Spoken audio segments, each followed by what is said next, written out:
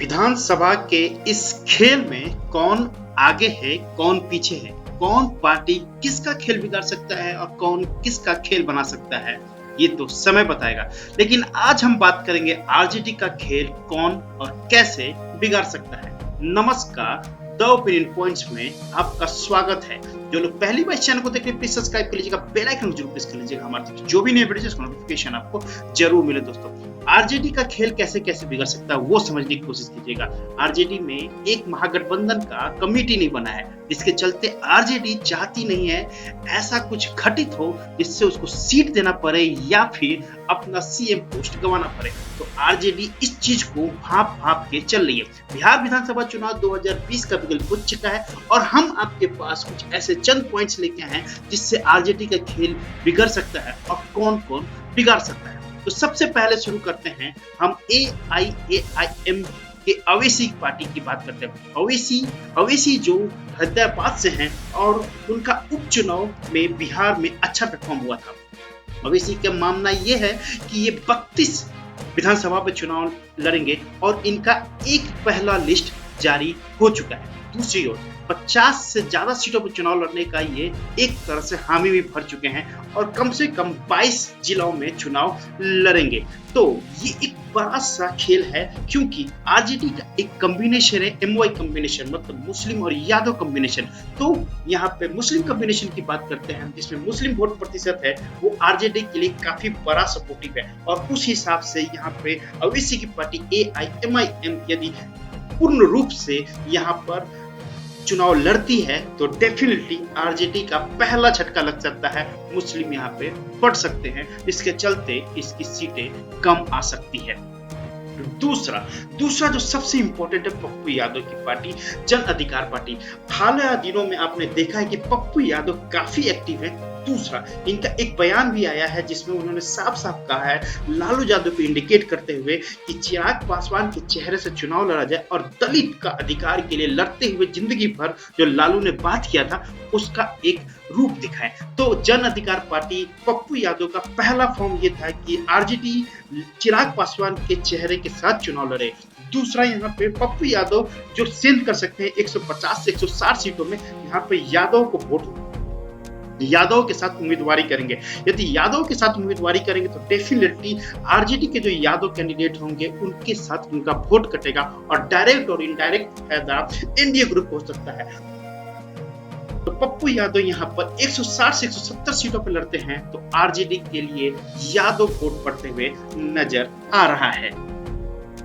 दोस्तों, जो तीसरा सबसे इंपॉर्टेंट है, ये सबसे बड़ी बात है, तेजस्वी यादव यदि सीएम फेस नहीं होते हैं तो बड़ा नुकसान हो सकता है। अब नुकसान कैसे होगा, सबसे पहले ये बता देते हैं। महागठबंधन के अंदर में बात नहीं बन रही है। आरएलएसपी, वीआईपी, हम, कांग्रेस क्या इस चेहरे के साथ चुनाव लड़ने को तैयार है? अब तक तो नहीं।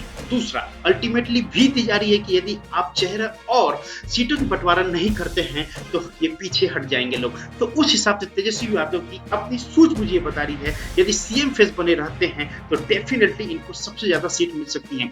बहरहाल, जैसे पहले भी हमने बताया है कि आरजेडी 170 से ज्यादा सीटों पर चुनाव लड़नी चाहती है। यदि 170 से ज्यादा सीट पर चुनाव लड़ती है और साथ में तेजस्वी यादव के चेहरे से लड़ती है तो डेफिनेटली सीटों का आंकड़ा बढ़ेगा। यदि सीटों का आंकड़ा घटता है तो इसमें एक पहला कांड ये हो सकता है कि तेजस्वी यादव के चेहरे से चुनाव नहीं लड़ा जा रहा है। तो ये एक तरह से आरजेडी के लिए बड़ा नुकसान नजर आ रहा है। अब हम बात करेंगे महागठबंधन में जो 3-4 घटक दल हैं, आरएलएसपी, वीआईपी, हम। तो सबसे पहले बता देते हैं, वीआईपी पार्टी के लिए एक इंफॉर्मेशन आया है कि वो बीजेपी के साथ चुनाव लड़ सकते हैं। बस बात यहाँ पे फंसी है कि वो डिप्टी सीएम पोस्ट चाहते हैं। आरएलएसपी के साथ एक बात आई है, आरएलएसपी 22-21 तारीख को जून के अंदर में वो कांग्रेस के साथ मर्ज कर सकती है या कांग्रेस के साथ कुछ नया बात निकाल सकती है। तो उस हिसाब से आरजेडी यहाँ पर आरएलएसपी और वीआईपी में नजर बनाई हुई है। अब बात हुई हम की। हम जो हिंदुस्तान अवाम पार्टी, मांझी की पार्टी है, वो भी यहाँ पे एक बड़ा खेल से है। वो 21-22 तक अल्टीमेटली दी हुई है। यदि उससे पहले मुख्यमंत्री और सीटों का बंटवारा नहीं होता है तो हम पार्टी आगे जाके जेडीयू के साथ चुनाव लड़ेगी और जेडीयू के में मर्ज भी हो सकती है या जेडीयू के साथ मिलके चुनाव लड़ेगी। इतना ही नहीं, एक और इंफॉर्मेशन हमारे हाथों आया है कि चिराग पासवान को यहाँ पर सीट देने के लिए जेडीयू तैयार नहीं है। तो बीजेपी और जेडीयू के बीच में जो सीटों की बंटवारा हो रही है आधे आधे, मतलब 120 सीटों पे जेडीयू लड़ेगा और 120 सीटों पे बीजेपी लड़ेगी। तो फिर से वही प्रॉब्लम होने वाला है कि एलजेपी कहां सेटलमेंट होगा, हम उसके आगे बात करेंगे। लेकिन जब हम आरजेडी की बात कर रहे हैं तो आरएलएसपी वीआईपी हम की पॉलिटिक्स को समझना बहुत जरूरी है, नहीं तो वोट काटते हुए चले जाएंगे। तो यहाँ पे आरजेडी को अपनी नजर बनाए रखनी है क्षेत्रीय दलों के अंदर में। दोस्तों यहाँ पे एक और बड़ी बात है, यहाँ पे एसपी बीएसपी भी चुनाव लड़ती है। यदि चुनाव लड़ती है बीएसपी और समाजवादी पार्टी तो डेफिनेटली वो दलित और यादव का वोट काटते हुए चली जाएगी और उस हिसाब से काफी बड़ा नुकसान यादव ग्रुप और मुस्लिम ग्रुप में होगी, जिसके आप डायरेक्ट और इनडायरेक्ट फेस करते हुए आरजेडी को देखिएगा। इसलिए यहाँ पर एसपी और बीएसपी के साथ आरजेडी को बात करके बिहार से चुनाव नहीं लड़ने का एक सुझाव पास जरूर कर लेना चाहिए, जितनी जल्दी हो जाए। दोस्तों अब सबसे बड़ा बात है तेज प्रताप को कंट्रोल करके रखना और लोकल मीडिया से दूर रखना।